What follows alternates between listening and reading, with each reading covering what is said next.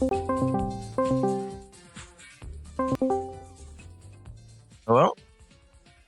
Yeah,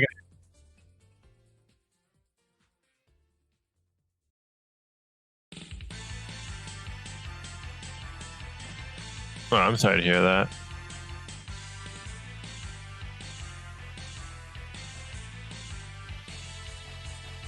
Mm. Mm-hmm. Yeah, I can hear you just fine.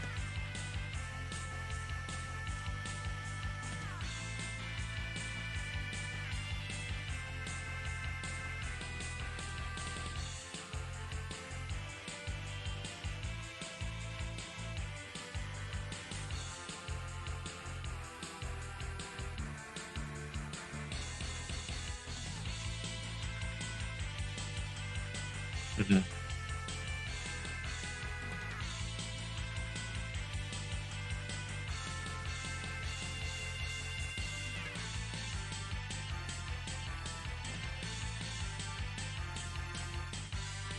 Mm-hmm.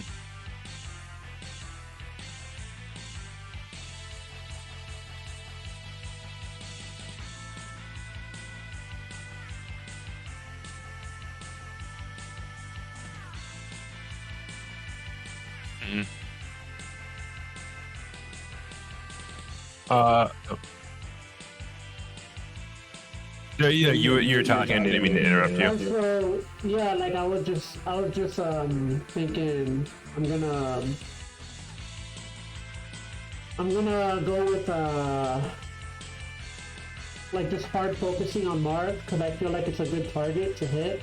It's been a matchup that Mm-hmm. I was never really like, because like when I am better than a Marth and I have him figured out, then like he just kind of doesn't win, right? Because like Mewtwo does have the tools, right? But like if I go against like a good Marth, that's where like I start to feel like, oh shit, like I kind of need to like innovate.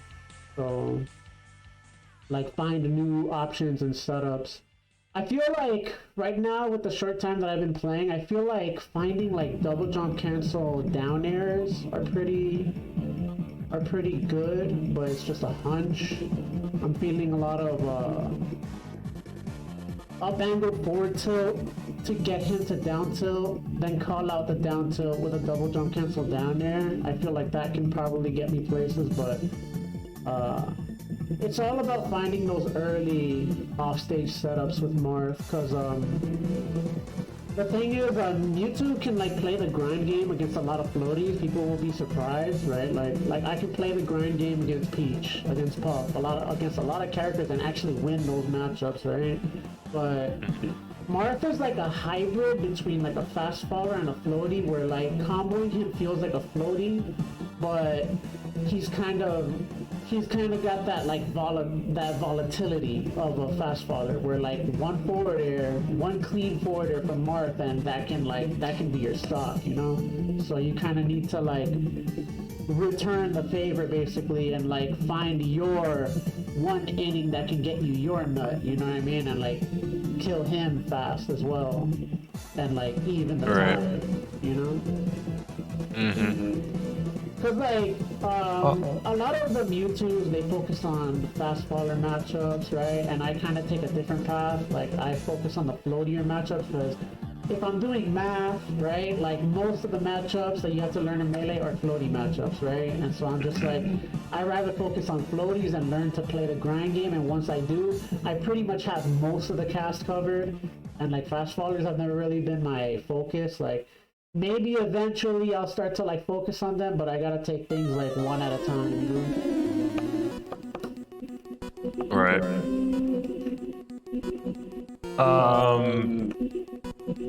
I'm just running out some notes. So I guess.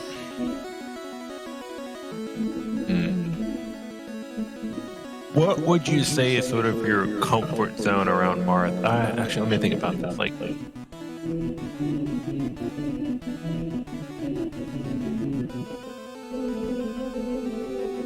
because I noticed you said that you wanted to focus on like the neutral and the edge guarding.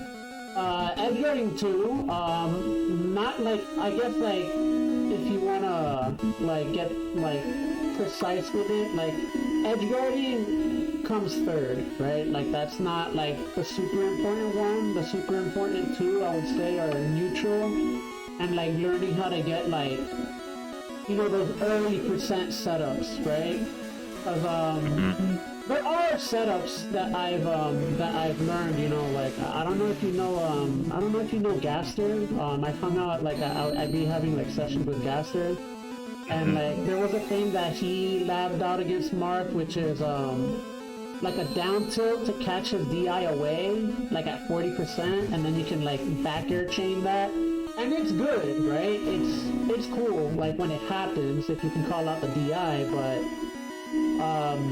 again, it's like I know that there has to be like better setups at like earlier percentages to really get like, you know, that 0% clean hit that can get you the whole stock possibly, you know, like I want to look for like the earliest setups that can like, you know what I mean? Right.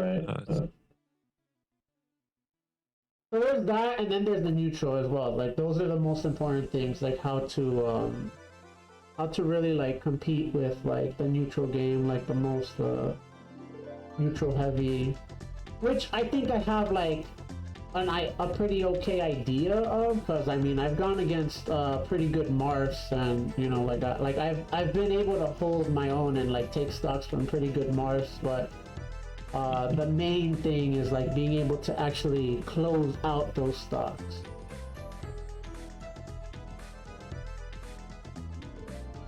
But I'm always like open to like learning like new neutral tools, because like again, like I know Mewtwo like the back of my hand, but I don't know everything. You know, there's always something that other Mewtwo's can like offer me, and I can be like, oh, okay, I did not know. Like no one Mewtwo knows everything. It's like a joint effort kind of thing. He's a very deep character, and like he has so many like hidden options for like everything. Okay, gotcha. Yeah, I can definitely help out with those three things. They seem pretty consistent against Marth, especially when it comes to neutral game. So I can definitely show you some of my knowledge around that. And then I can kind of help you out sort of with like a general game plan. But I was also kind of curious in terms of like your bad habits. I know you were saying that you were retreating a lot, even though you had advantage state. So I'm curious because you talk about how you like focus on floaty matchups more than heavy matchups, and I'm thinking that has helped you a lot develop your neutral game. But you've sort of not developed that hard punish game because you weren't focusing on the heavy matchups. So I guess just overall, how do you feel about your punish game? Sort of in terms of like how fleshed out it is and how comfortable you are in terms of being able to confirm off of hits and being able to do follow-ups.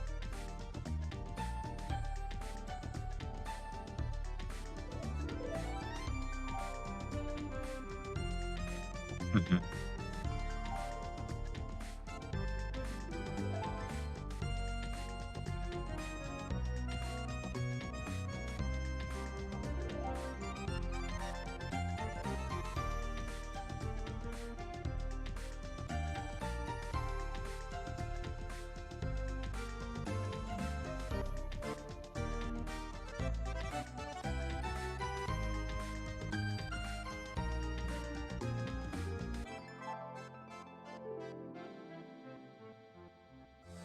Mhm.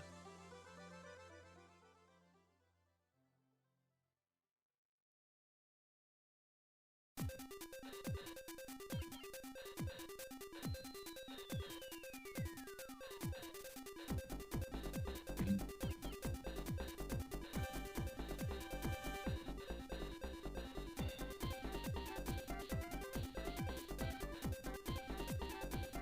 Mhm.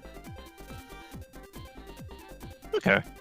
Um, and would you say those like the two like key areas you feel like you need to work on? Like kind of just like reach out to you?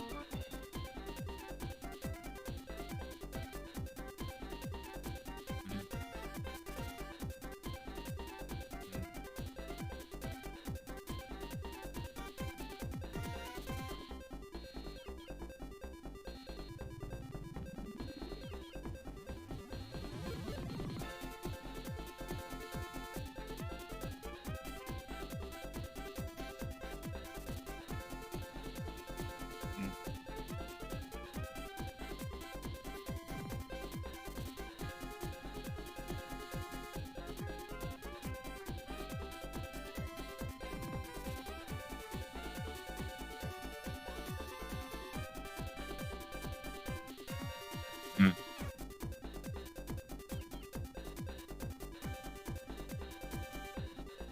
Right. And yeah, I do know some good setup against Marth. I can definitely help you out with being able to cheese Marth at lower percents.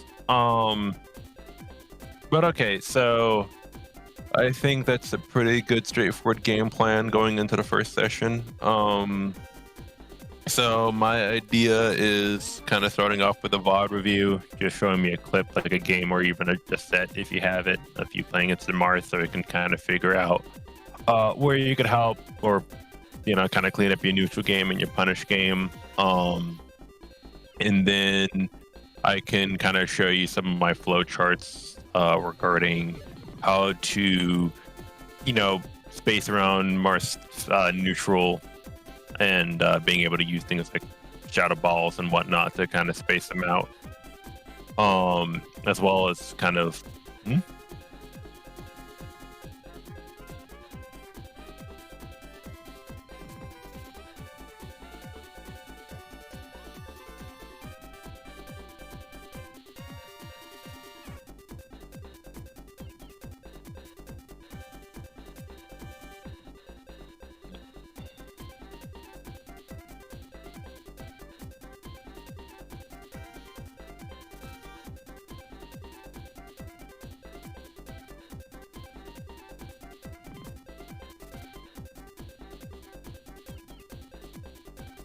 okay.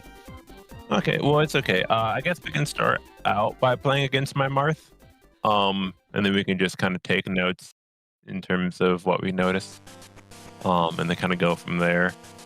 Um, so I'm thinking after we play games, we can go into the training sessions, kind of workshop what works best for you, and what you feel comfortable with, and then kind of going back into games and seeing, um, not only how well you're able to implement these things, but also maybe take a look at some of the bad habits you might still have or ways to prevent yourself from developing bad habits as like a long-term goal. Um, and then, in between sessions, we can kind of touch base. So if you notice, like if you played a game on ranked that you want to talk about, or if you're in a tournament or something like that, then you can also feel free to touch base with me over Discord. Um, so yeah, how does that sound?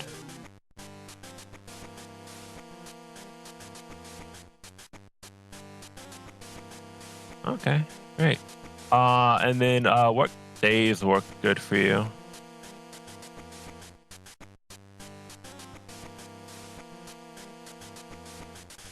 Yeah, yeah.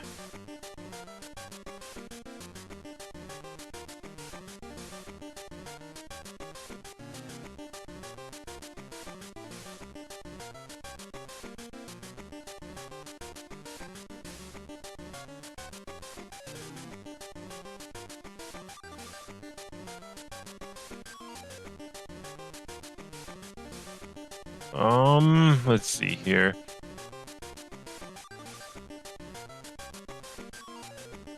Yeah, we can do like today for an hour. Um, if you've got it. Do you have time like right now? Maybe like in like 30 minutes?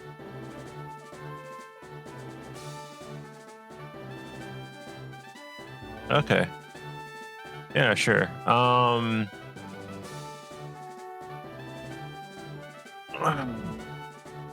Actually, yeah. Do you just want to start the session now, if you want?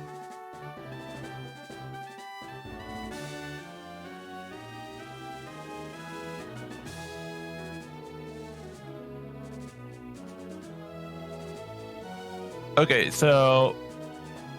okay, sure thing. So basically, this is the intro call, which is basically where we talk about kind of what goals we want to focus on, how we want to develop a game plan, and sort of like touching both of us having a good understanding of how we want to conduct our coaching relationship, I guess. And I feel like we kind of already got that down. You want to focus on Marth. That's a really good starting point. And then I kind of discussed the game plan, and it seems like we're okay with that. And so, if unless you have any other questions, I feel like the intro session has been wrapped up. And so then when we start playing with each other, that would be like our first training session. And so you just need to book like an hour-long session online, depending on how long we want to do training for. And I think an hour would be a good starting time for this session, since we don't have any VODs to look at.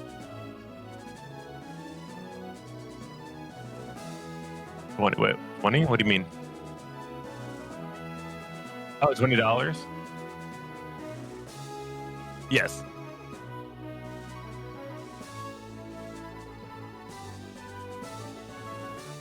Yeah, yeah.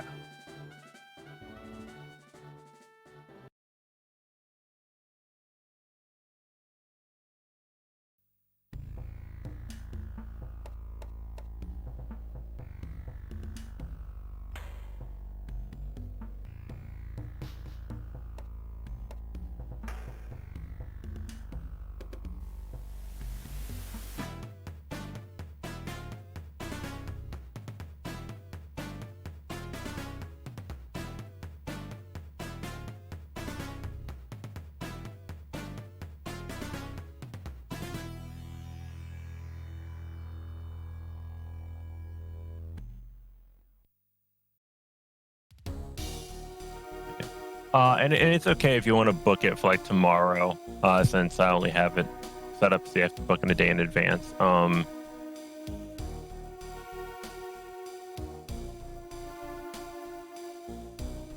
Yeah, that's fine.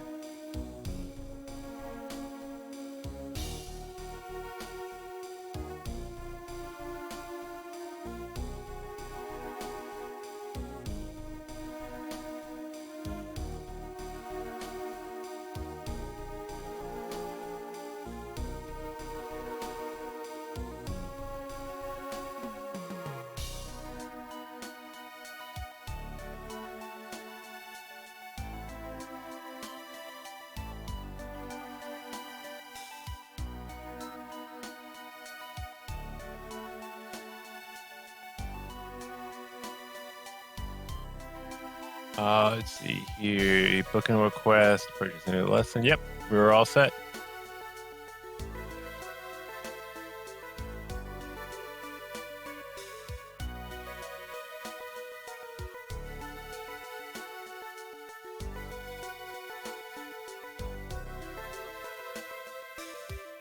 Mhm.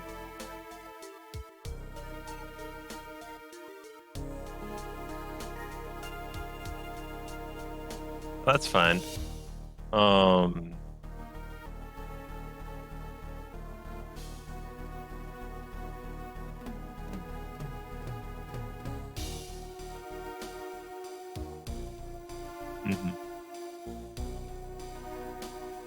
All right. Oh, right, and I'm dropping my code in chat.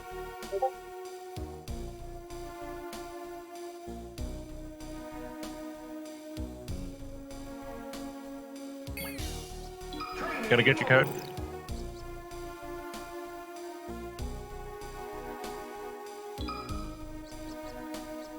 Choose your character.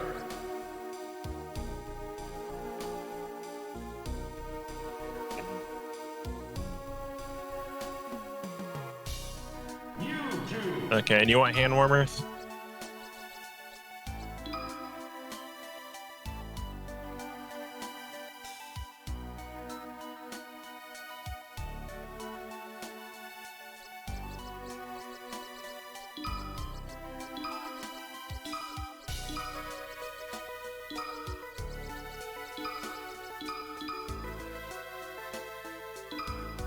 Versus Mark. Ready? Go!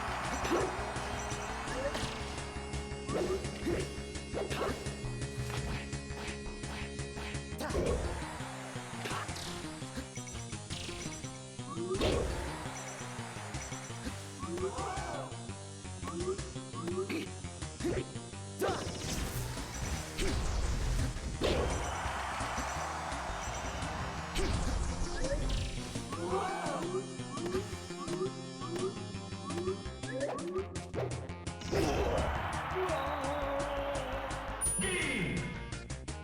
Choose your character. No worries. I'm gonna take it back to reflect on that, or do you want to just get straight into the next game?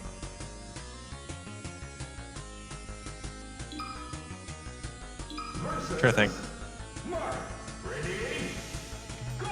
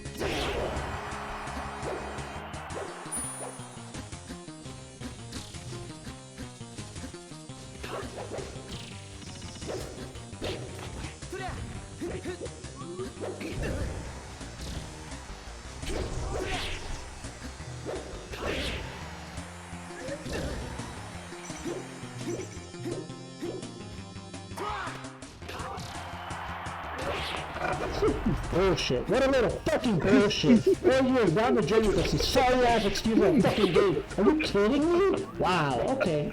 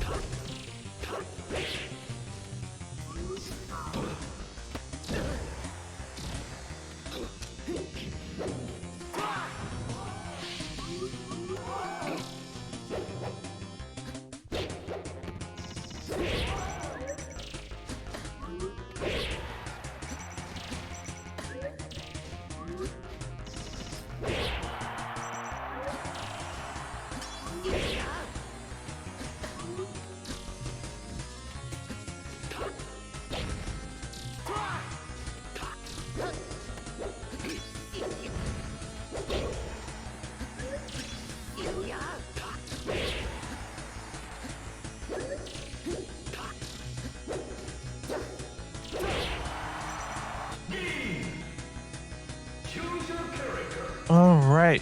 So, how did you feel during those games? Hello?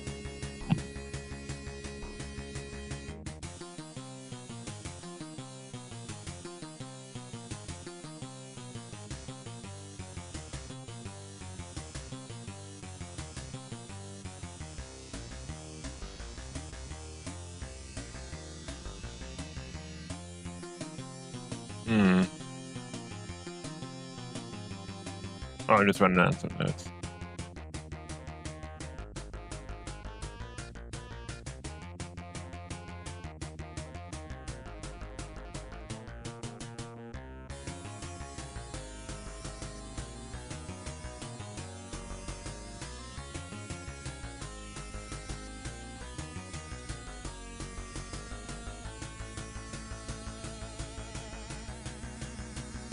Mm-hmm.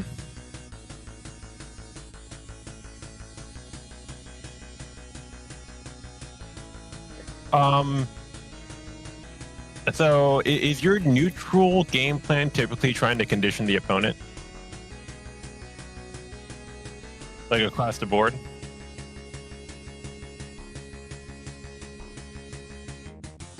Mm.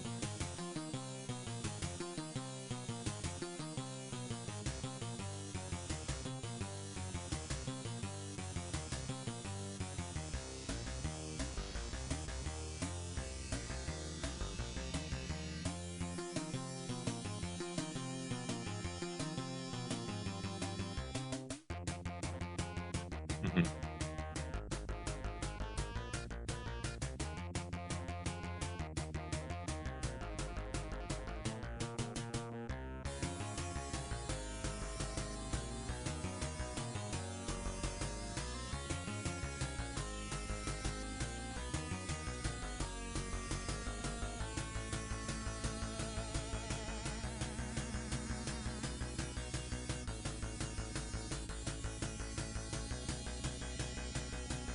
Okay.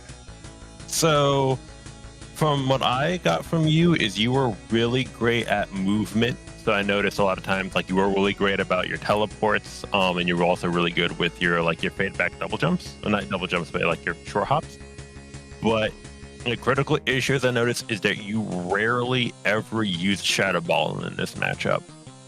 Um, and Shadow Ball, yes, Shadow Ball can completely control this matchup if you know how to utilize it properly.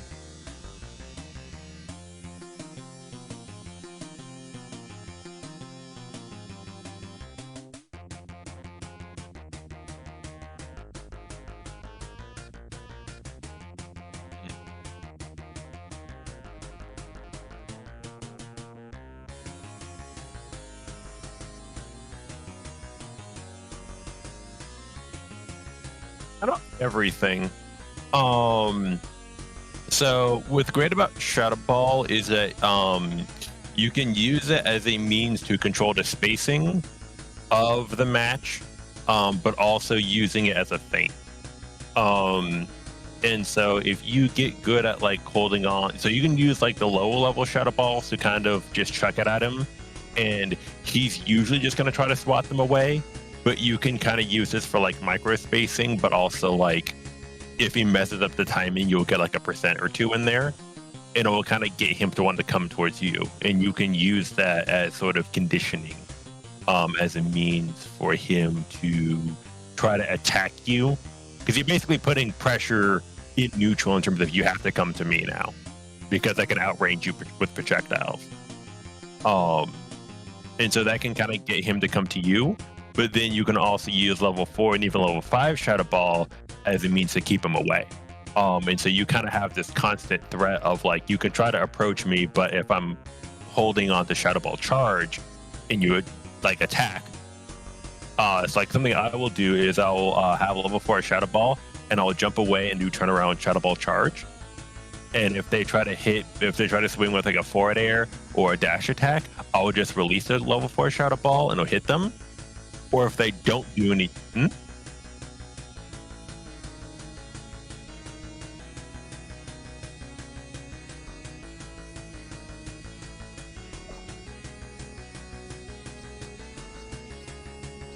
Sure. Mark Sounds good.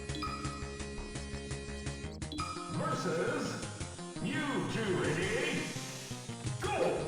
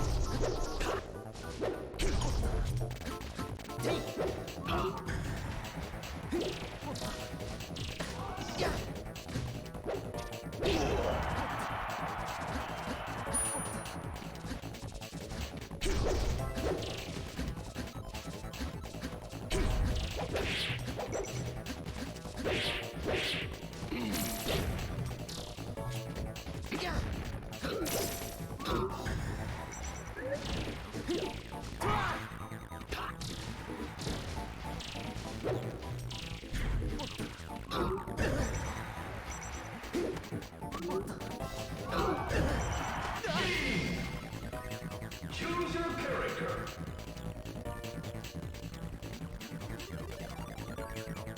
Mm-hmm.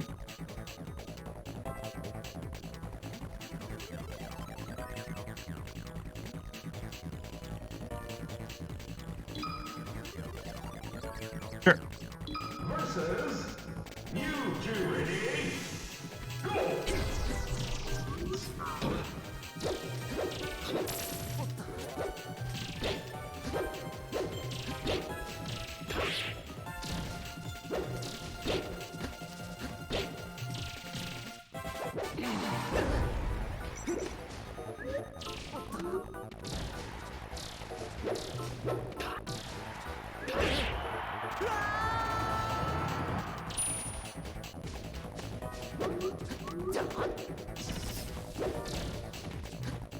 Mm-hmm.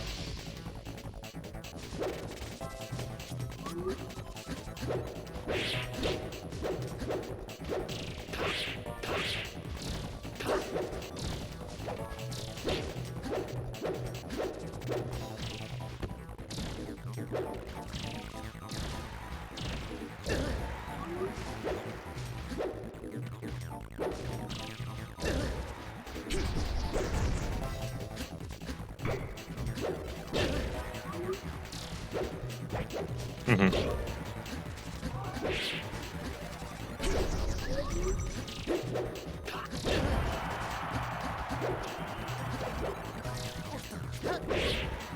Yeah, no, yeah, depending on the month, I would try to go for the call out F or tilt.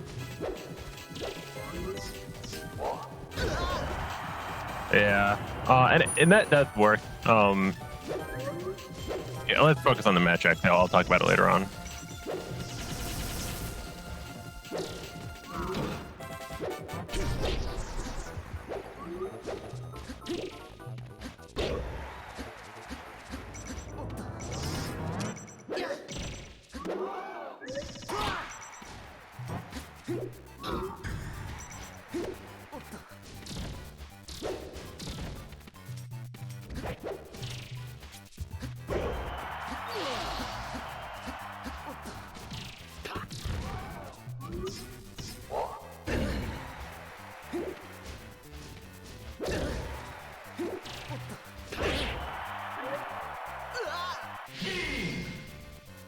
Choose your character.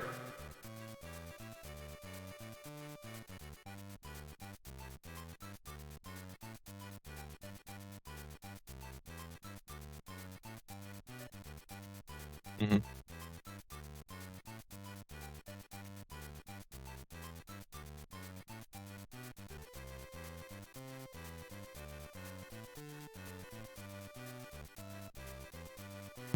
Just Mm-hmm.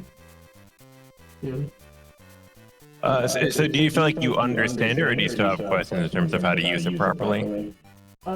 I guess we could go back to you being Marth and me being Mewtwo, and then you kind of, I guess you could probably walk me through it as I try to implement it, maybe, I guess.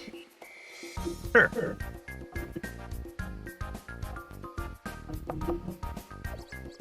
Mewtwo versus Marth. Ready? Go!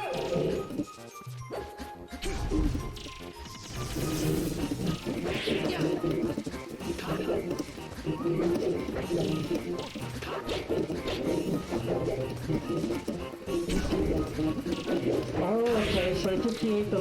Oh! The clank situation. Oh, I forgot about that.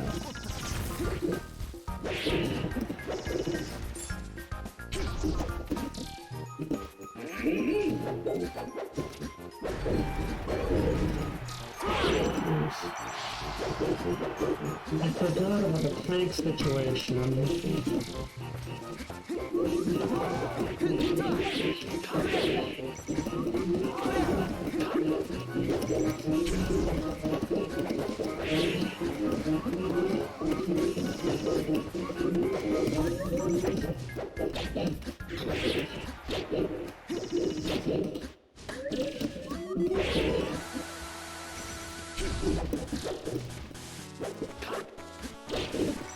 Right, because Mark doesn't have, well, I think side B might, well, side B's a little committal, I guess, so that's probably why.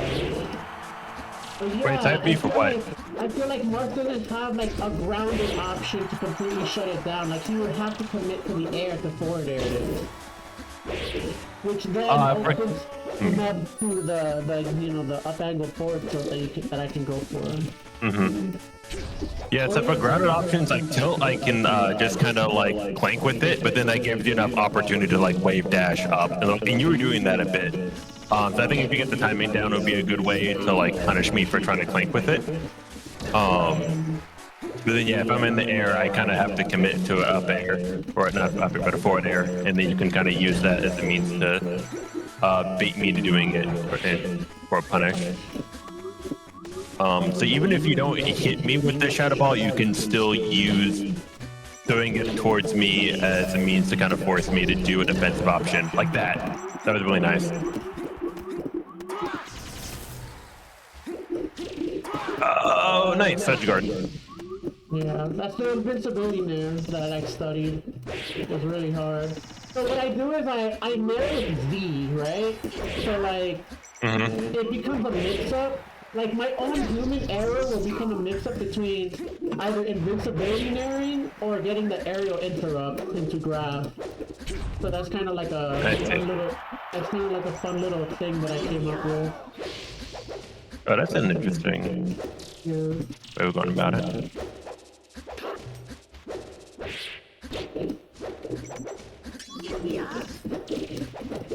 I guess all along I've just been like too physical with the Mars.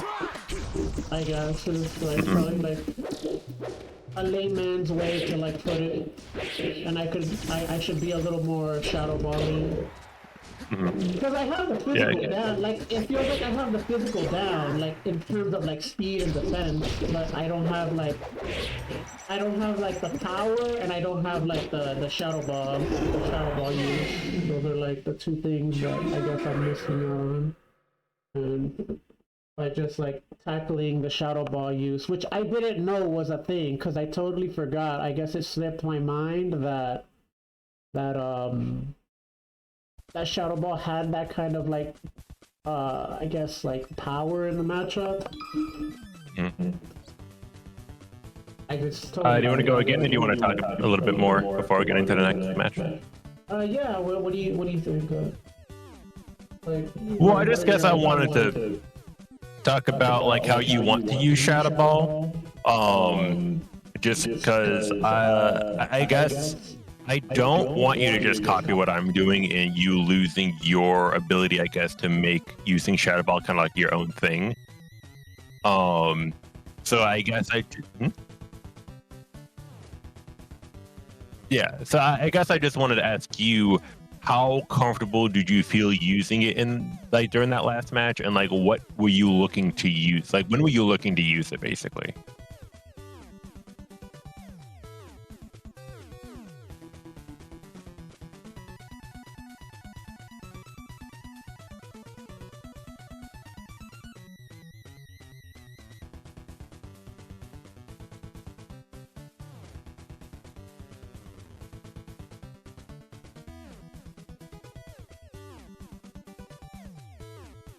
Mm.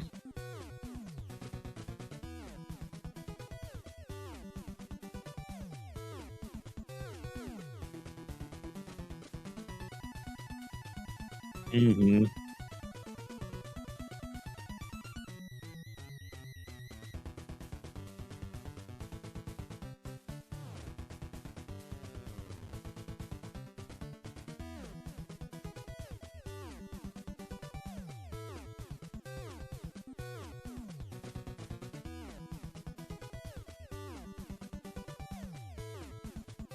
Right. You can play against that and kind of workshop that. Like when I was playing against certain Mars, like even if they would do the crouching and the shadow ball, power shield things, like they would still kind of have to commit to being on the ground. So I can still use it as a means for me to like force them on the ground and still approach from above. But so even if they do that, it doesn't shut down your game plan entirely. If you can always find a counter to their game plan. So just kind of keep that in mind when we play against these sets. That even if I'm not allowing you to do what you think you're gonna get out of your actions, you can still use it as a means to kind of get in other areas. Does that make sense? Okay, so yeah, so in this game, no,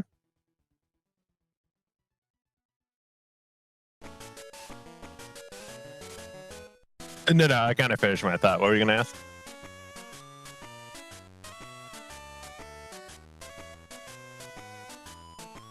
Do you know like other down air setups I can possibly look for other than the down tilt call out, or is that really like kind of the only, I don't like, is there so doing well, sure. I mean, I know the other down air setup is the thing that I missed on you, which was complete fucking bullshit that I missed it, the edge guard, there's that, but like we're talking like neutral here, right? Yeah, so down air and neutral I think is really bad. Like It's way too committal, and if you're like, oh, I'm gonna call it this down air, down tilt, they can just forward smash you if they don't. So it's a really hard read, and I feel like in this matchup, Marth can get so much more off of straight hits. So if you leave yourself open, he can capitalize a lot more than you can. But for a down air, there's quite a few punish options you can do out of shield. Like, so for example, if Marth goes for like a mid space down smash or something on shield, you can definitely punish that with a down air. Even same thing with like a forward smash. Like if they don't get the tipper, you can usually punish it with a down air. And so you can definitely do that. You can do. I do like to do down tilt into down air as a combo. Okay. And then I can also use down air if they whiff a get up attack. So like sometimes if I'm like approaching from above, they'll kind of go for like a get up attack. So what I'll do is I'll like a short hop while they're on the ground. They'll go for a get up attack, and then I'll like double jump into an immediate down air. Yeah, tech chase down air situation. Yeah. You know, I remember I would tech chase down air against floaties because I noticed most floaties don't have like a really good tech roll, and you two could like often get those situations on floaties. I totally forgot. Yeah, that is a thing against Marth that I can use as well. Like I could go for like if I get a knockdown on a side plat with Nair, I could try to fish for that. Right. Okay. Do you have any more questions, or you just want to get into the games? Yeah, let's just we'll get into more, and then like I guess we could switch again so that I could get more of an idea of like what you're doing, and then go from there. Okay. That sounds good. I'm ready. Versus Mark. Ready? Go!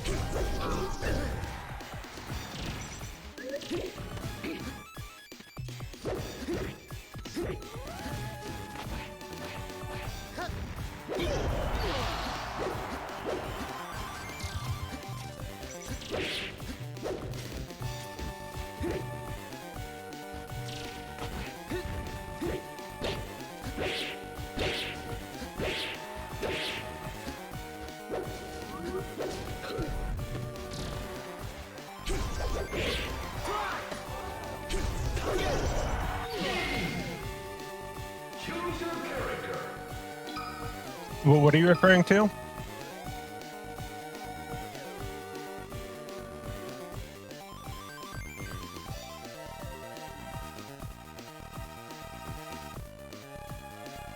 What was the specific situation?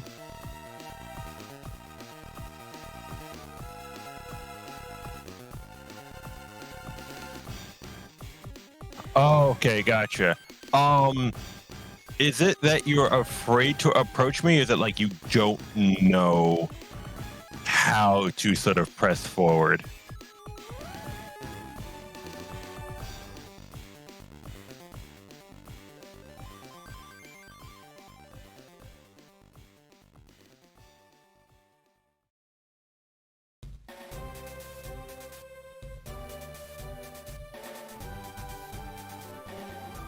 Yeah, we can cover that. Real quick, let me just write down some notes. All right. I'm trying to think. Okay. Do you mind playing Marth while I play Mewtwo? Choose your Oh. character.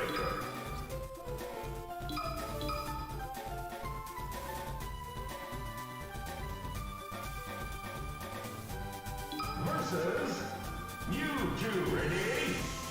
Go! Choose your character. Mark. I'll pick okay, that's fine. Mewtwo. Ready? Go! Let me just rack up some percent on you real quick. Okay. So when it comes to edge guarding Marth, once I send you off stage, you're very committed into like how you recover off stage. And so I've noticed you've been going for Marth killers, and this doesn't really work out too well for Mewtwo because, for one thing, Marth does have like a weird angle where he can like up B and still like either miss the shield and hit the ledge or hit the up B and still kind of hit stage. And so it's kind of awkward when getting that Marth killer, to be able to come fully off of it. So what I opt to do is to grab a ledge and to do his refresh. And this allows you to do several things. Yeah, and so basically, yeah. So basically it's that. And it just gives you a lot of options in terms of being able to do the up air interrupt or the interrupt into getting a grab and like throwing back off stage, or if he has that kill percent going for up throw or down air for it, which you already know.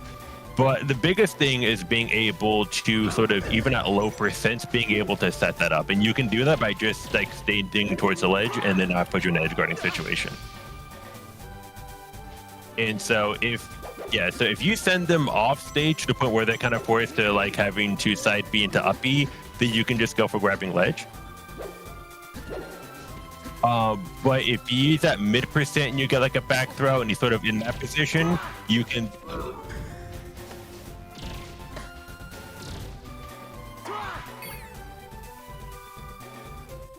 Mm-hmm.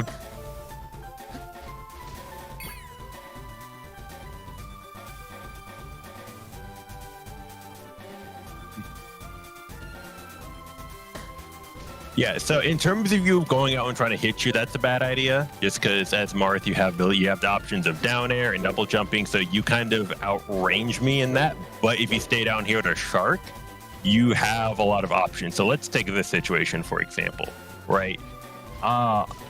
If you are up here and you choose to double jump, and now you lost your resources, so I can just kind of stay down here, wait for you to land, and I can go for an up air or like an up tilt. Or you can go for a preemptive up air if you're kind of close to the ground. It's like a mix up. But then if you choose to land, then I can punish your landing with like a down tilt or an up air. I'm sorry, up tilt or like a grab. And then if you try to go for an aerial, I can like wait for like a power shield or a shield into a grab. But then also I have this platform as defense. So if the Marth double jumps kind of towards platform, then you can kind of crouch, wait for them to do something, and then punish them with like a nair or something. So in this situation where they kind of up here, they still have the resources, you can wait it out and wait for them to use their resources and then counter their approach. So if you see a Marth going for like a side B and they're close enough where you can whack them with like a back air or an up air, then you put them in the edge guard situation where you can grab ledge.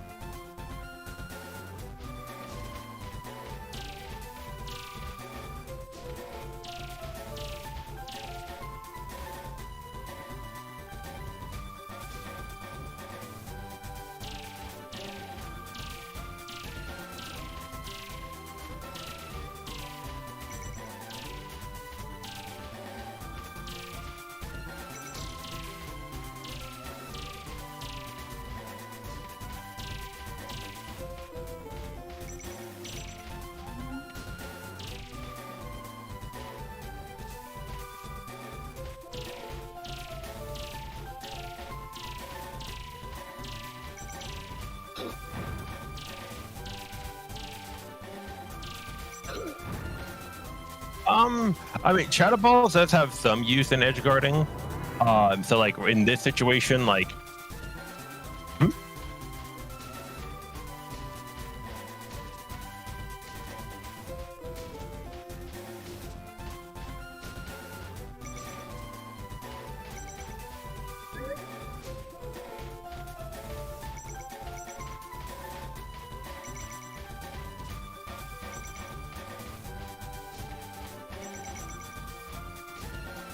I never thought about it like that.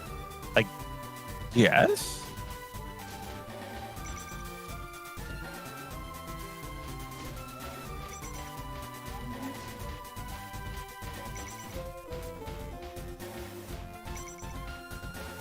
Uh-huh.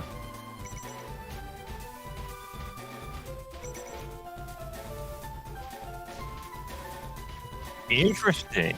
Okay.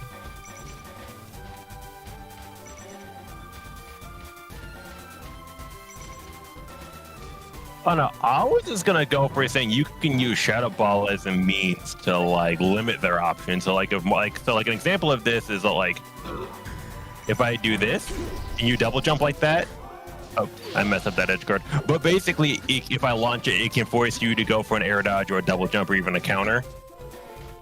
So you can use it as an aid in terms of limiting Marth's approach. So instead of him being able to upbeat back on the stage, he's forced to upbeat a ledge, which makes edge guarding a bit easier.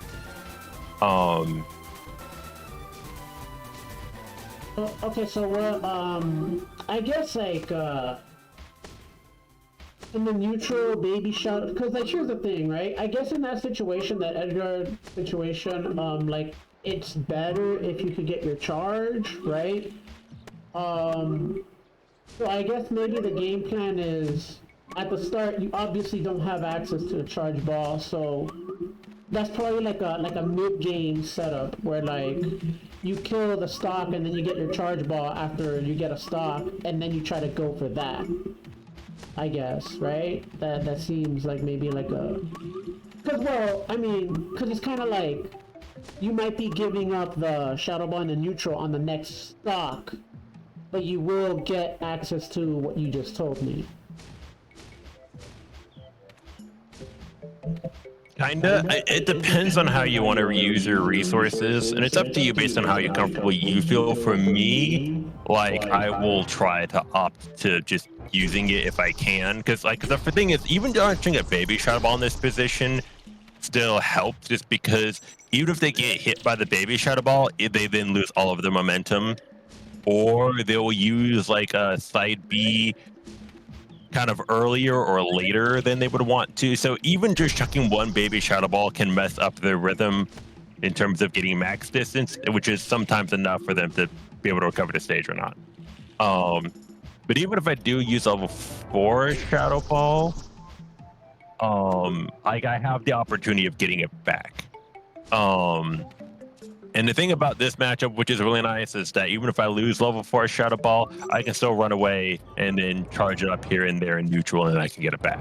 So it's not the end of the world if I miss it, but I can still use it as a means to aid my edge guarding. And in this matchup, being able to maximize your punishers off of edge guarding is huge. So I wouldn't shy away from risking using Shadow Ball if it's going to give you enough practice to allow you to get something off of it like 90% of the time. One. Time. Choose your character.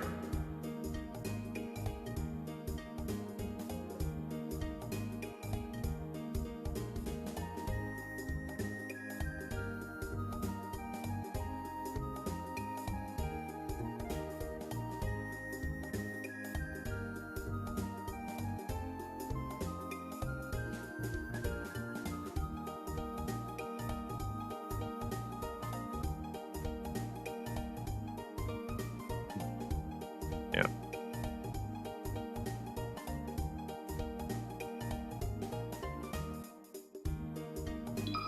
Yeah, it gets super aggressive.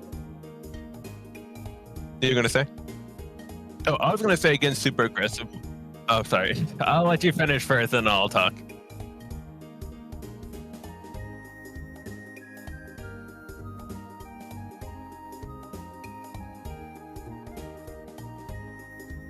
Okay. So what I was gonna say is, even if you're playing as a super aggressive Marth, like it will be hard, but not impossible to still charge Shadow Ball. Because even then, all you have to do is like back throw them, or even up throw them at like mid percent to be able to get a charge back.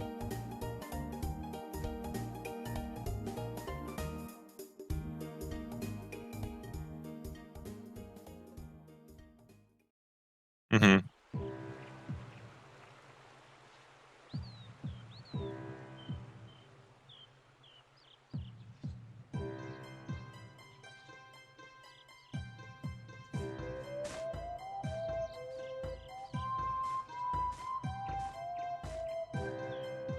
Yeah. What stage do you want to play on?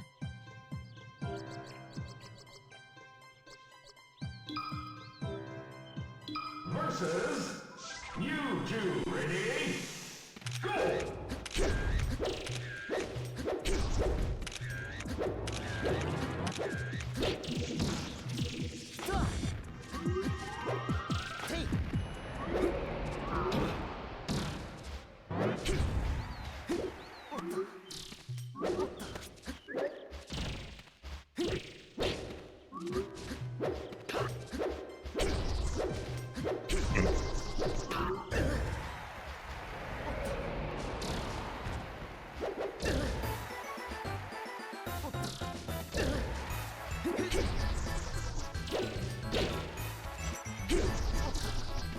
Right.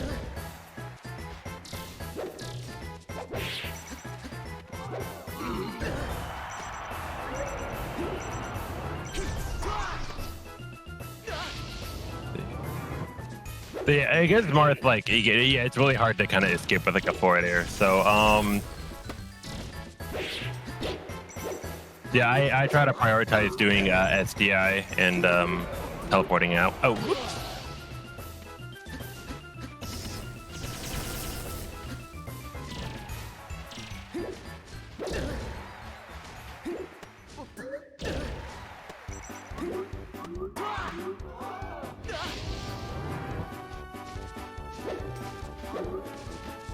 Definitely. It's not like free or anything, but air dodging is really good. Like Mewtwo has the best air dodge in the game. Like on frame 1, he basically becomes really thin. So like even like when you're doing a fair like that, if I try to teleport out, I'm still vulnerable for 8 frames.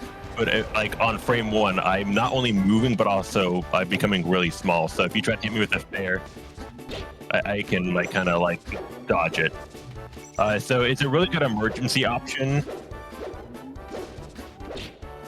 But if they catch on to it, then they can punish it with like a forward smash or something like that. So it's not like a just, oh, you can use this to escape, but it's a good emergency, like if they're not ready for it, or panic option to do air dodge. And even then, you also have V canceling to go along with it. They can mess up their combos or their kill move.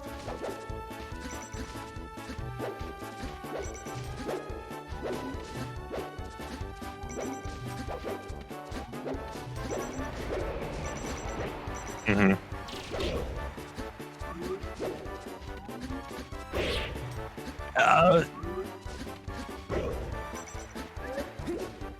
Yeah.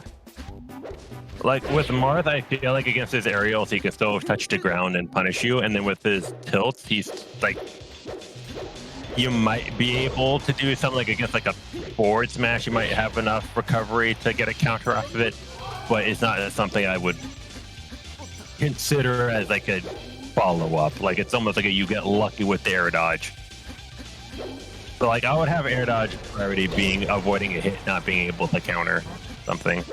But that's me. You might be able to find better ways of air dodging than I do.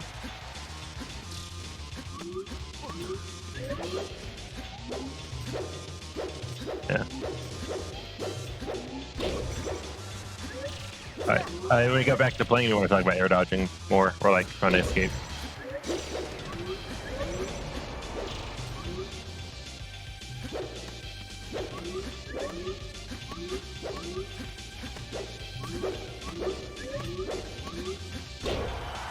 Okay.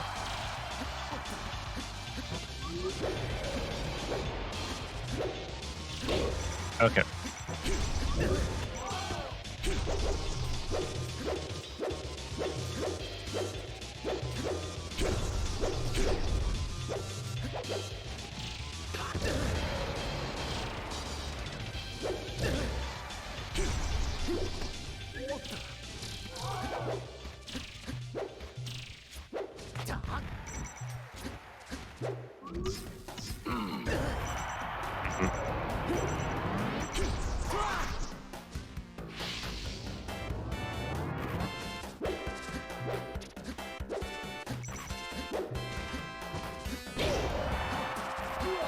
Mm-hmm.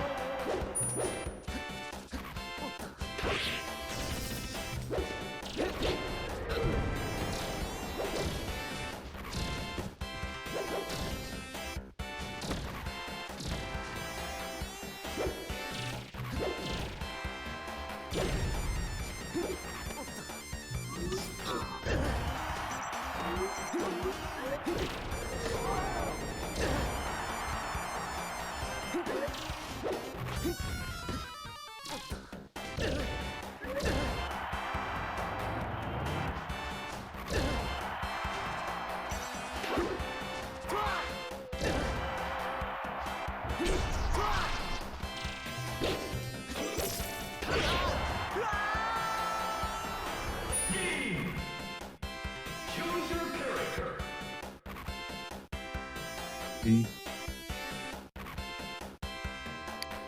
I've done it in training mode. I haven't really done it in an actual match. Like, it can work, but I feel like the down tilt is so fast for me in the middle of a matchup to be like, oh, I can totally hit this double jump, cancel forward air, and get the spacing and timing just right in order to hit him. Like, I can, and there are a couple times where I do kind of notice Martha's in that I'm so pissed off, I'm just going to spam down tilt until it hits something, and I know, okay, I can just kind of go for that. But against like a really good Marth who doesn't fall in that kind of mental or emotional state, it's really hard for me to kind of get that off unless I get really lucky. For me, I just try to use, like, if they're down tilting or they're in that space of like, oh, I'm gonna like space you out. That's when I just fall back and charge shadow ball, and then like, okay, fine, I have to come to you, and then that's when they down to like a little bit too close, where I can go for like a shield SDI in grab, or they try to go for like an aerial. So I don't try to counter the down tilt. I just try to make it useless. That's kind of the safe way I approach the matchup. Like if you get really good reflexes and you're really good at doing things like fade back, short hop into double jump back in fair, then that can be really powerful. But that's just not how I like to play the matchup. But you might be able to get some use off of that.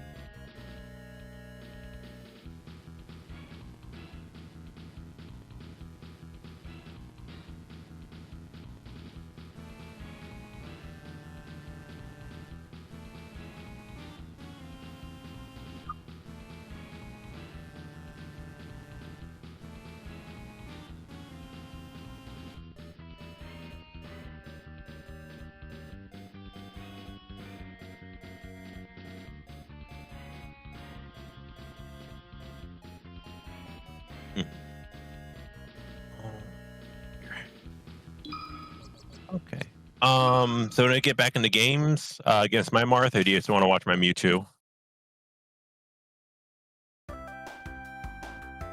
Okay. Versus Mewtwo. Ready? Go!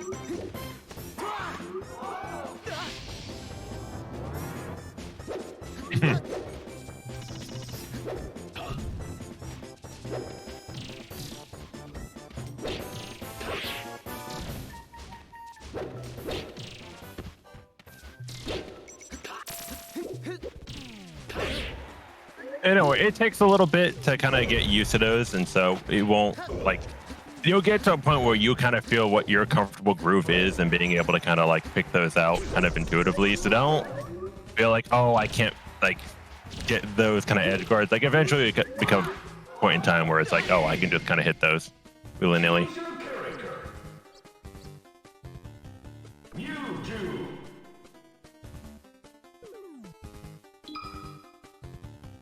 Hmm. Versus. Right. Ready? Go!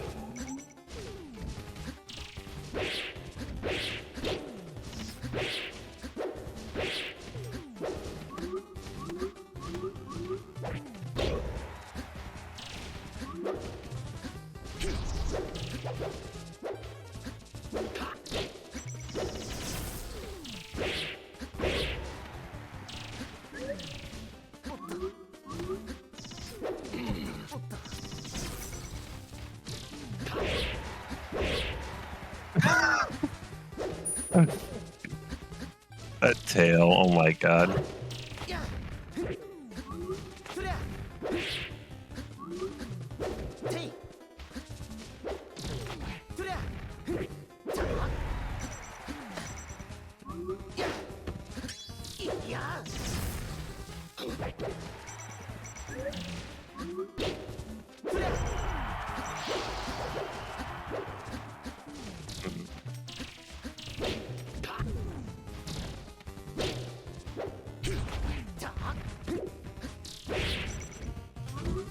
Yeah. Hmm.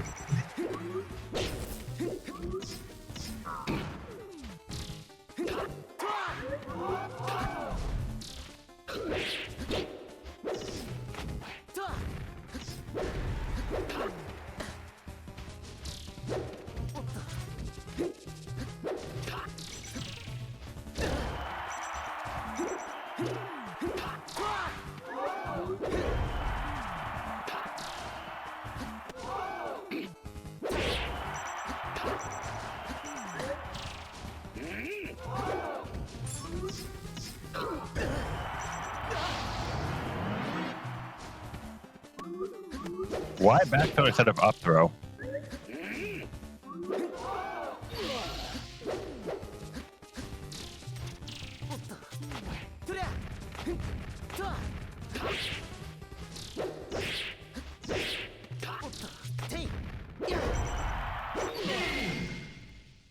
Choose your character.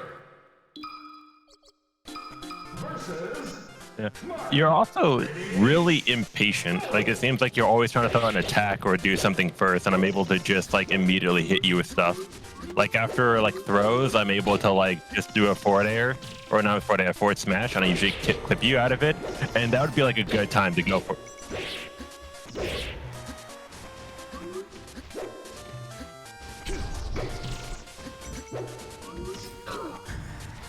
Hmm.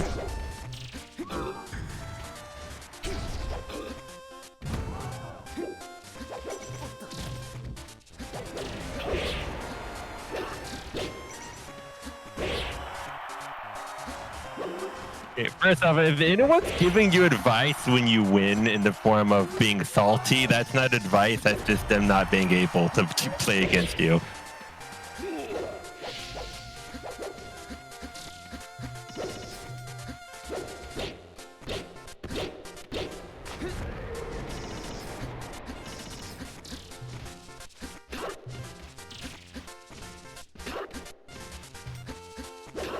Hmm.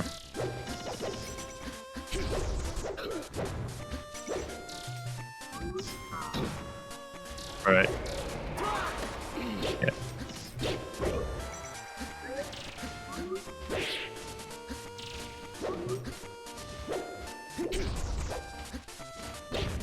Yeah. It's not so much about holding back. So the first thing is you want to play to whatever's comfortable for you. If you feel most comfortable playing more patiently, then play patiently and throw in some aggression. But don't like, oh, well, I should play more aggressively because that works better in this matchup because you'll be playing worse to what you're like weeks. No, I'm trying to think about how I want to phrase this. The strategy that works best for you is the best thing for you to go for in any matchup. And so like in this, if you feel more comfortable playing patiently, then that's fine. It's more about you figuring out when you can throw in being more aggressive into your patient play style. And so that's fine. In terms of you playing, when I'm saying you're playing impatient, it's like I will throw you into a combo situation like forward throw, and it seems like you will opt to try to go like Huh? Yeah, and that's why I'm noticing you're messing up a lot. 'Cause I feel like I can just like I can wait for you to attack while you're in disadvantage and then hit you with another attack. Yeah, and that's when you want to not play passively, but kind of focus more on retreating and kind of like finding your grounding first, and then putting yourself back into neutral. Like, do you see how you just immediately went for a shadow ball charge, and I can just wait and hit you with a fair? Yeah. So in situations like those, that's when you want to focus on like staying in neutral, kind of seeing what I do, fading back, and maybe going for a teleport or an air dodge, depending on what I do. Because again, because you have the projectile, I have to respect your spacing and your kind of play style. But when it comes to being aggressive, like if you're like, oh, I'm just gonna run away and spam shadow balls, well, then I can easily just walk towards you and then corner you. And then that is when you're gonna have to be aggressive, and then that's when I have the stage advantage. So I wouldn't say you have to force yourself to be aggressive. You just have to find ways of kind of being able to not make being passive your only game plan, I guess. Just so you still have options available to you, and you're not going to corner yourself into your own bias, I guess.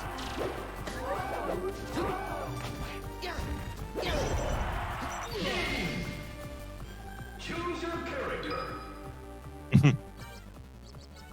Versus Marth. Ready? Go!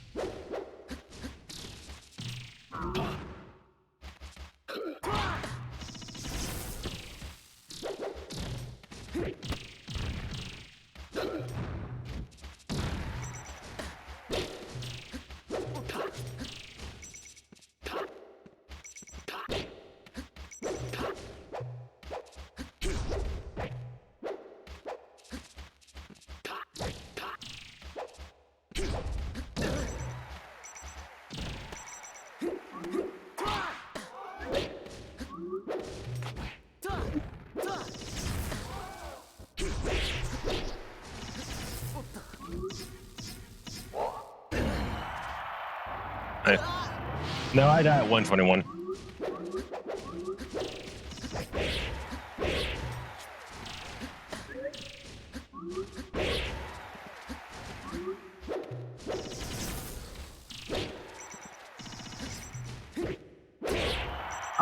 Yeah, he's kind of hard to kill off of like stray hits, but he's easy to edge guard once you understand kind of his flow chart.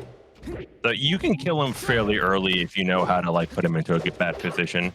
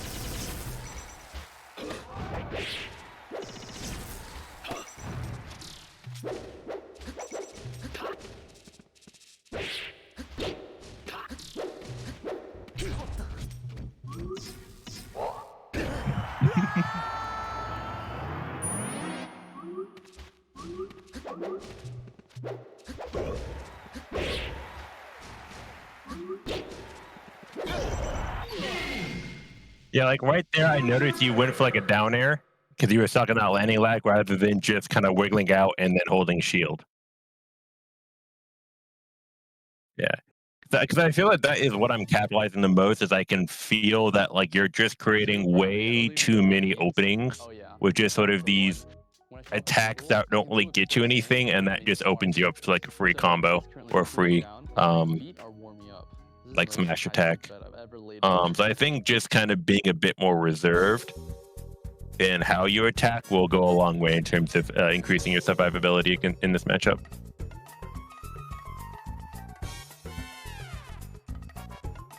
So how are you feeling?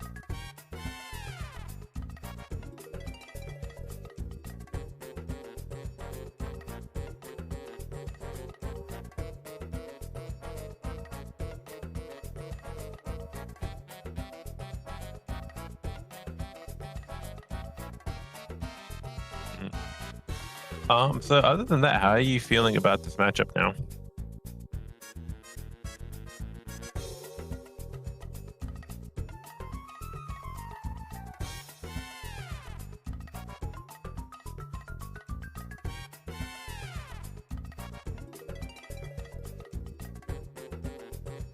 Like a hodgepodge of every character in the game, really, kind of. He's always felt like, where like he's got that floaty weight, but he doesn't die like a floaty. He's fast like a fast faller. He has 0 to deaths like fast fallers, but he's also got the range and like priority of floaties as well. Like he's kind of felt like. So it's like you can't really. It's hard to put Marth into this comprehensive like archetype. Because like usually when I think about my matchups, I think about like placing characters into archetypes, and I'll be like, okay, well, I have my fast fallers that are volatile, that is kind of, they're either washing me or I wash them. I have my consistent, I have like air-based floaties, Peach and Puff. I have ground-based floaties, Ices, Luigi, Samus. And I kind of put like characters into this archetype and be like, okay, well with this, I could base my playstyle off of this. So like, air-based floaties, you can keep them out with up tilt and up air more. Ground-based floaties, you can do more forward tilts against them and down tilts, stuff like that. Whereas Marth is just kind of like, he's kind of like everything, you know what I mean? Like he can be in the air and in the ground, and he has an absurd range and everything to just kind of make everything happen. Yeah. So when it comes to Marth, it's hard because you can't put him into a box, but you can definitely point out his weaknesses. And so like for him, he has no projectile and he has a lot of cooldown. Like there's like a lot of spaces in between his attacks. And so he has to be precise, not in terms of his spacing, but also his timing.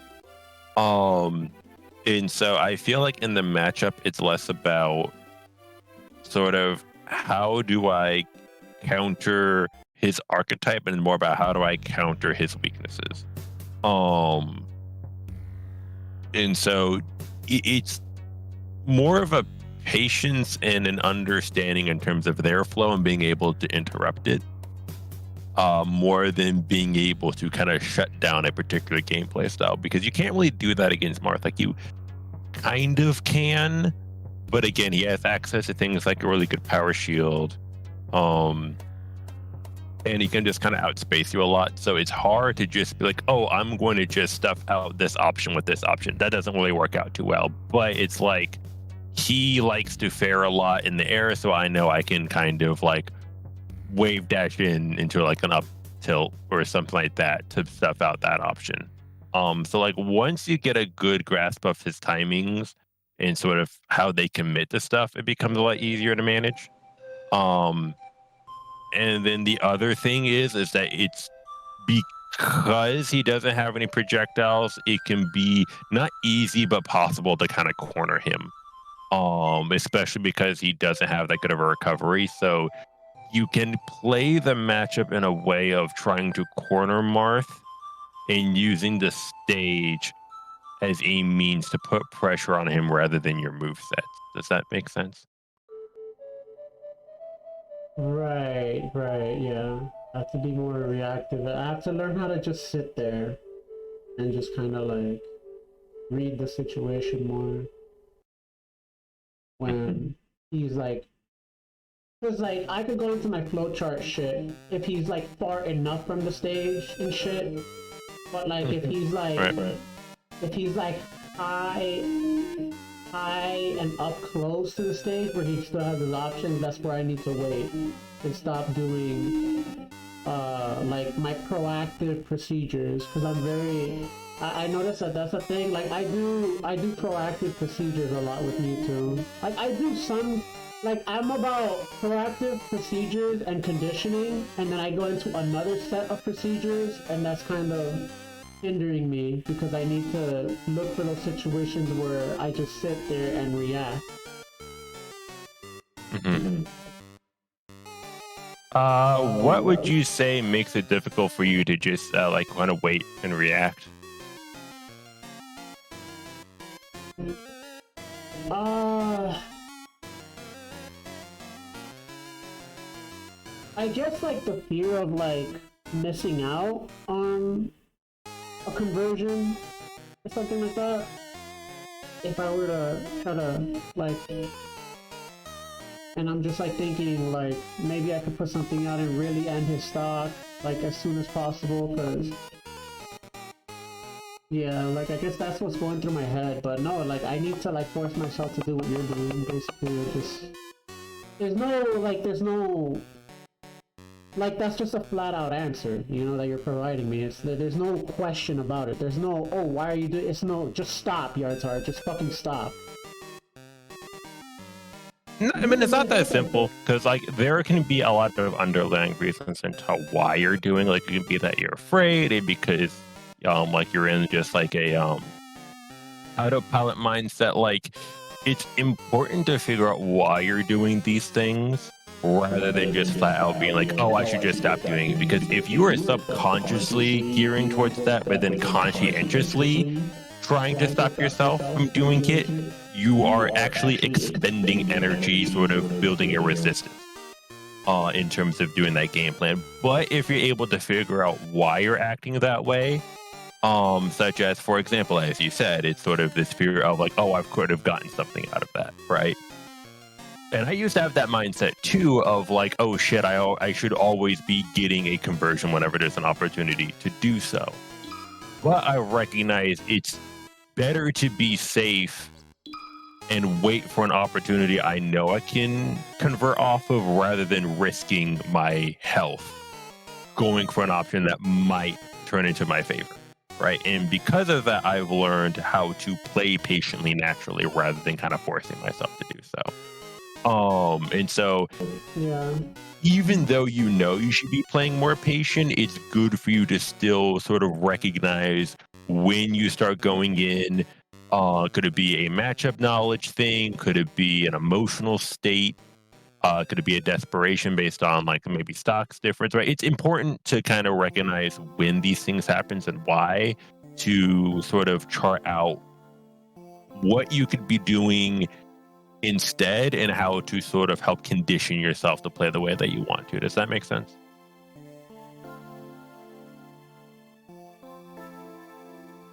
Because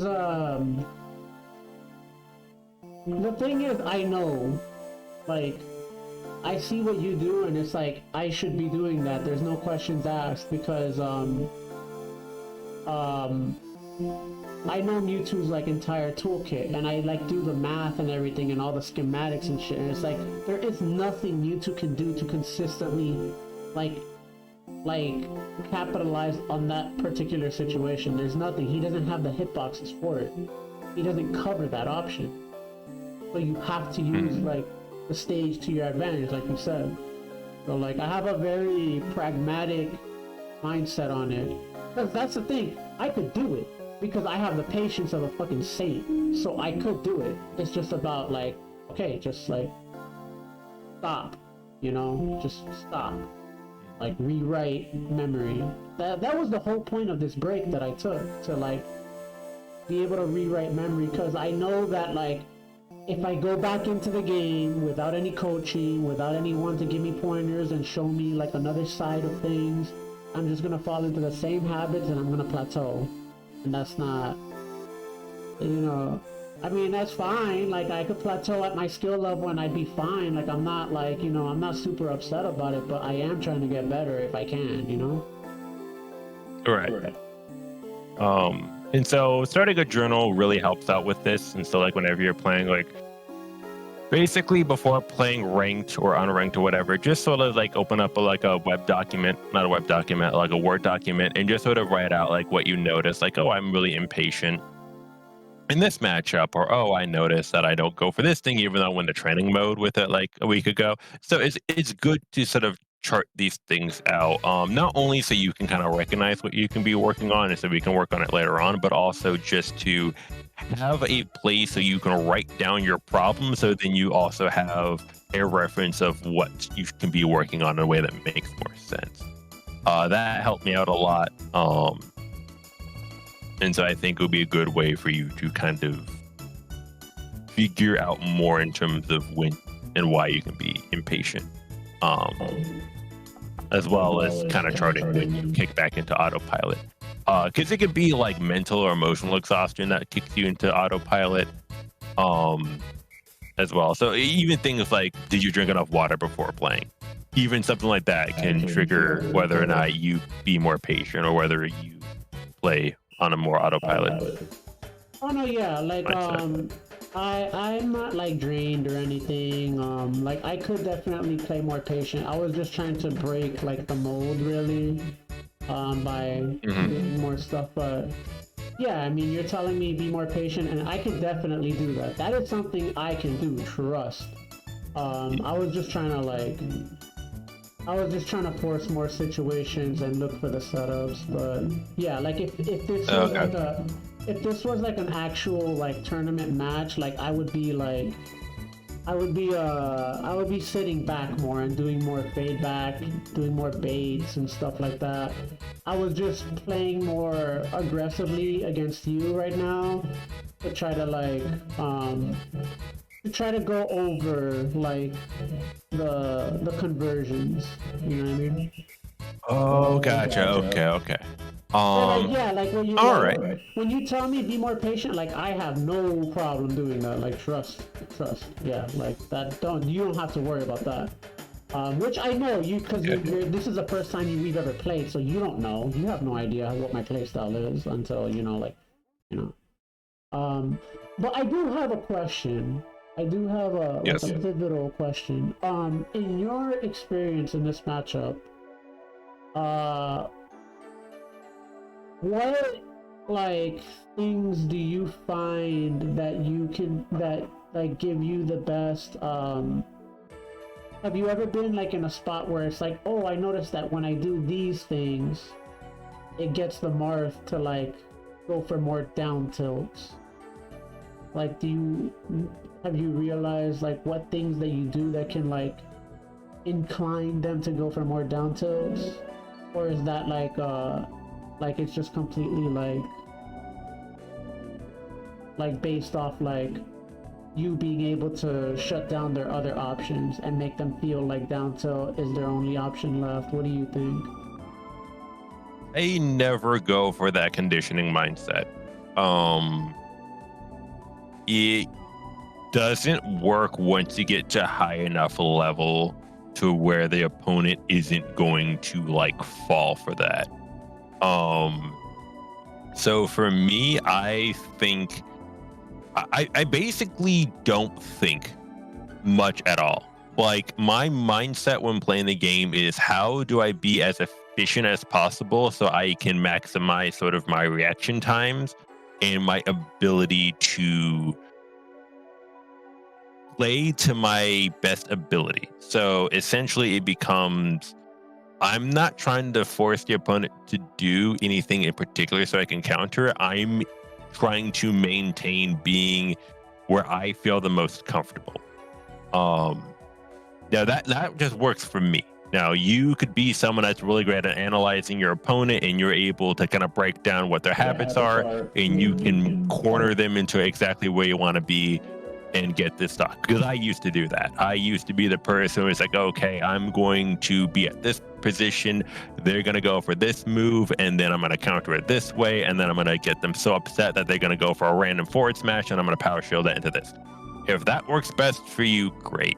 That's not what I try to go for, because there's a lot of times where I make these assumptions that they're going to do this thing, and then they do something completely different, and then I lose the stock. So I try to not try to calculate into putting them into a corner, because I tend to calculate myself into a corner instead. However, you can kind of go in a more broad section in terms of like spacing, like how do I get the Marth into a corner, or how do I keep the Marth grounded or in the air? And those you can use things like Shadow Ball, or like I'm going to be more aggressive or more passive and kind of see how they react. And so I think the more broad you can put the opponent to where you want them to be, the more effective and more safe it is. But to answer your question kind of to the point, no, I don't notice anything that I'm doing that forces the Marth to do something, because that's not what I'm going for. Right. There was another thing that I remember labbing a long time ago. I remember I was looking into power shield into down B attempts.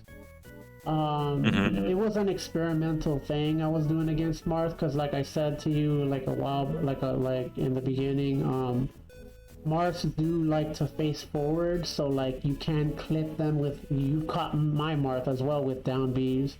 So there is a thing I was messing with, where I was like doing like I would dash dance or wave dash, whatever movement it is that I'm doing, right? And I would try to like, because it's kind of ambitious, like the down air, but it's a little bit in like a different direction, because unlike the down air where I'm trying to pull in and get the down air on them, sometimes I can even fade the down B back. So like, you know, when you down B out of the shield, like Mewtwo kind of hops a little bit, and like the down B actually cancels his jump, so that's like a nice thing about it.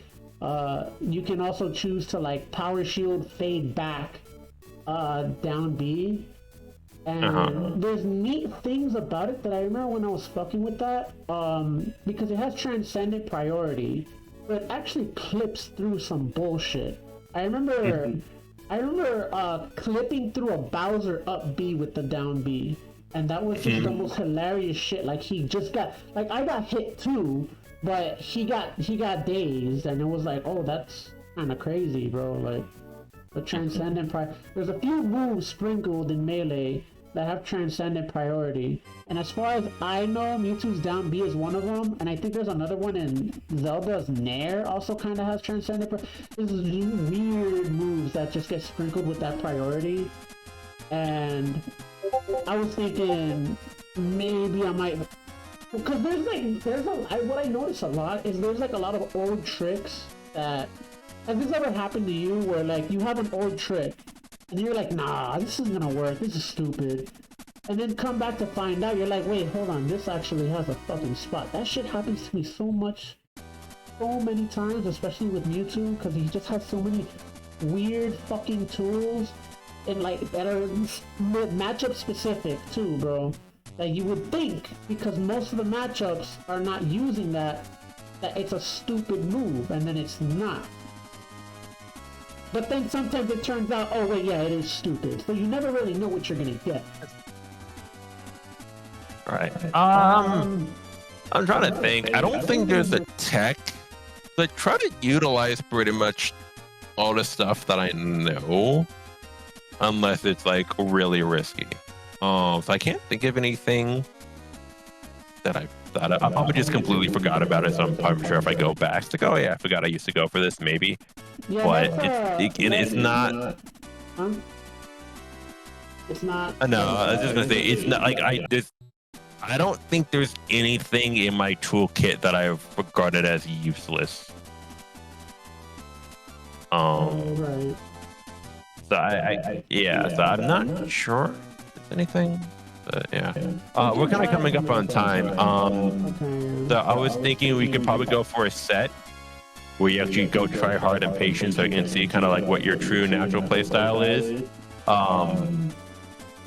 And seeing how well I mean, I think that's you might be able to integrate. I think that's kind of lost right now since I let go of the game. So like, it's like my try hard instinct kind of isn't really there.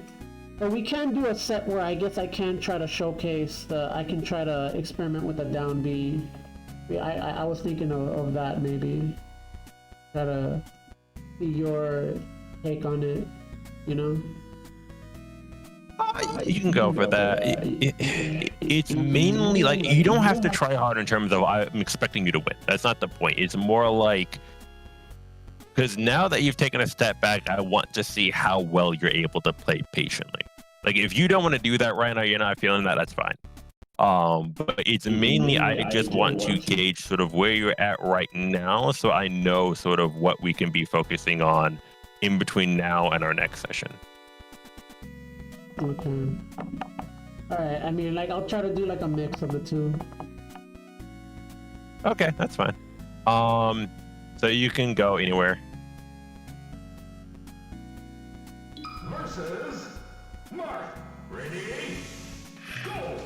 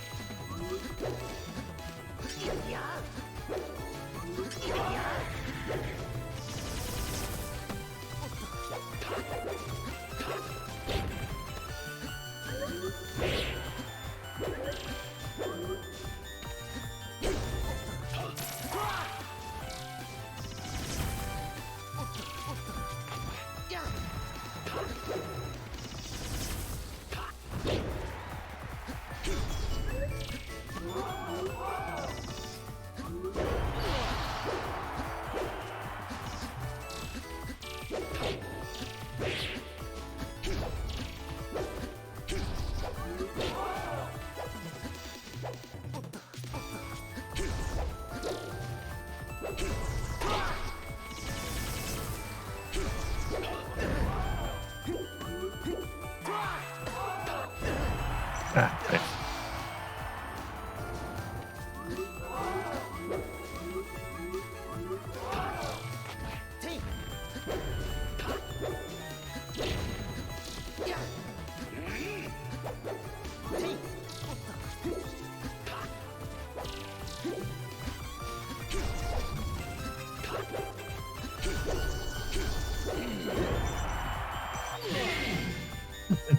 Choose your character.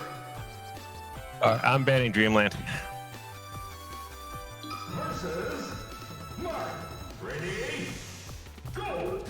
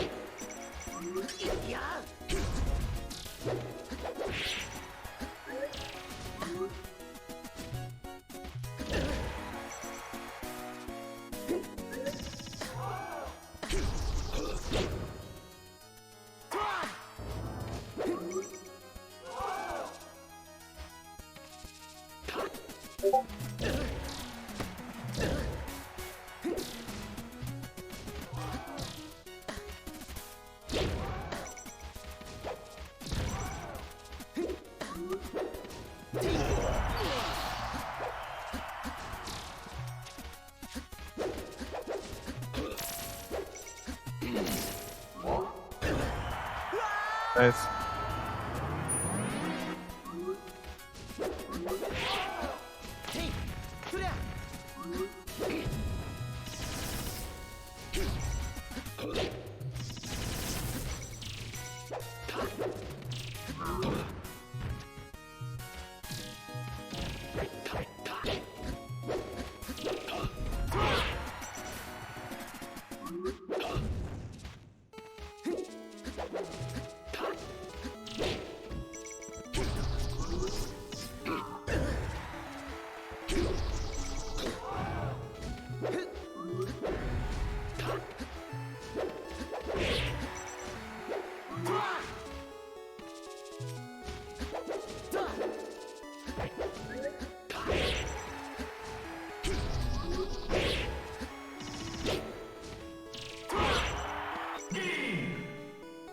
Choose your character. All right, so. Hmm? Mhm. Yeah, that was pretty good. For someone who's taking a break for 3 weeks, it feels like you got the patience down. It just feels like again you kind of attacking an disadvantaged state.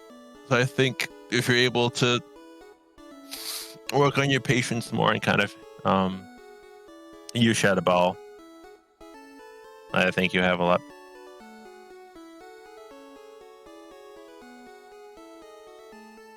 Yes.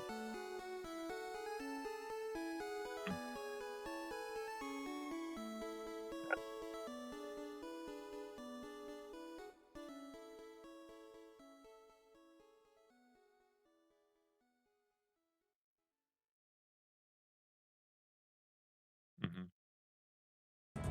All right. So how do you feel about those matchups or those sets?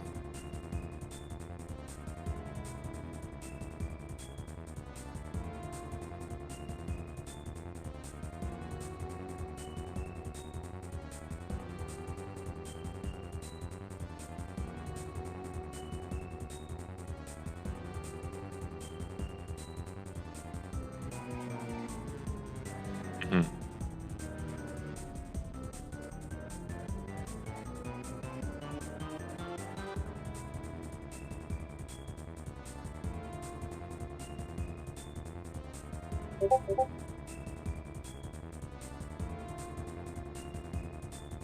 Mm.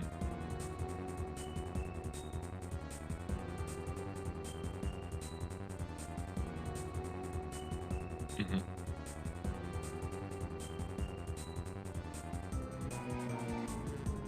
Okay. And again, if you're working on these things like VOD reviews and whatnot, just again feel free to reach out if you have any questions.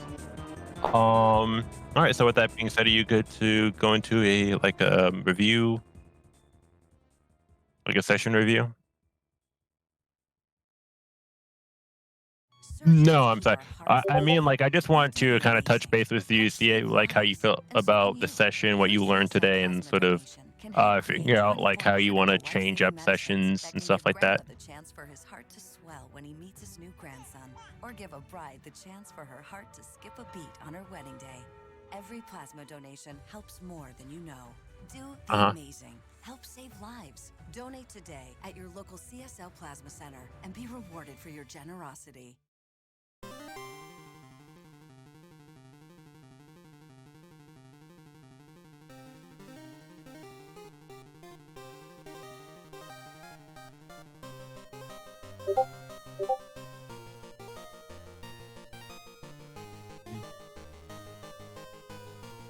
Hmm.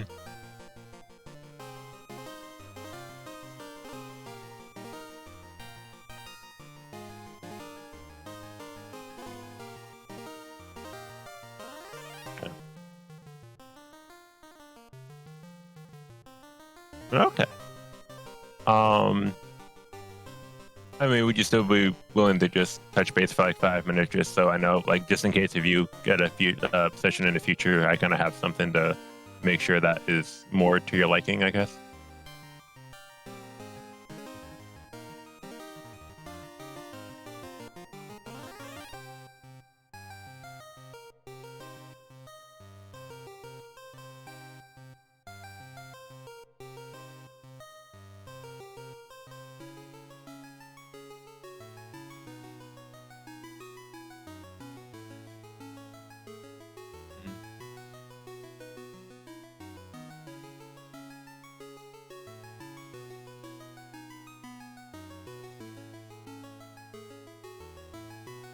Hmm.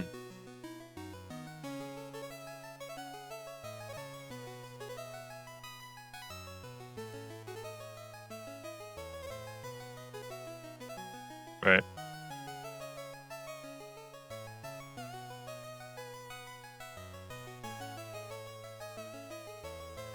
Hmm.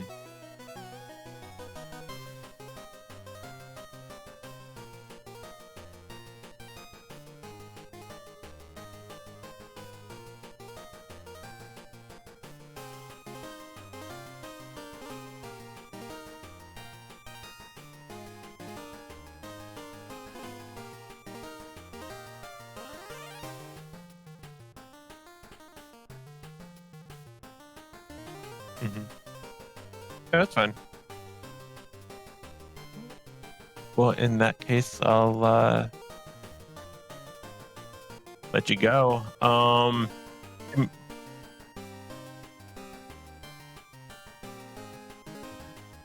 mhm, that's fine. Just curious, how would you rate this session from like 1 to 10?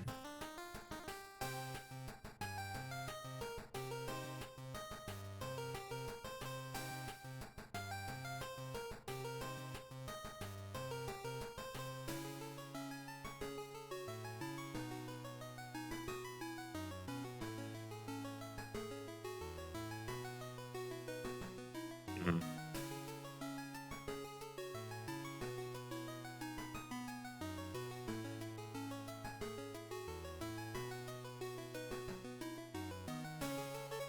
mhm,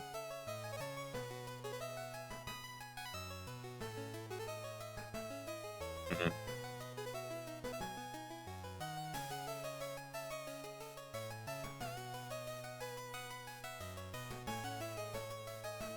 Yeah, it's good. I was able to help you out. So did you feel like I taught you what you were looking for, like completely?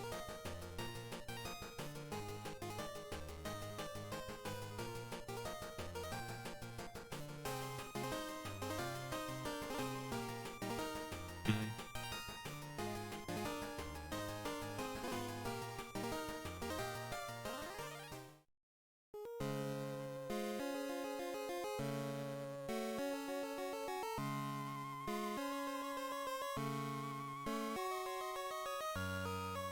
mhm.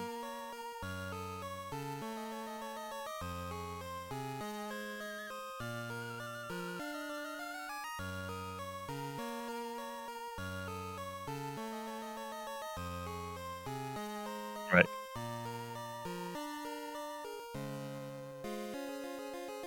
Mhm,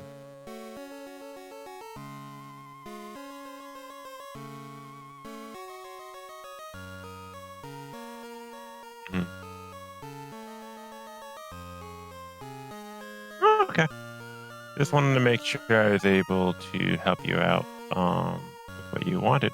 All right. Well, with that being said, it was nice working with you. I know I'd love to have another session with you, but if that doesn't happen, I completely understand. And unless there's anything else you want to touch base on, I'll let you go.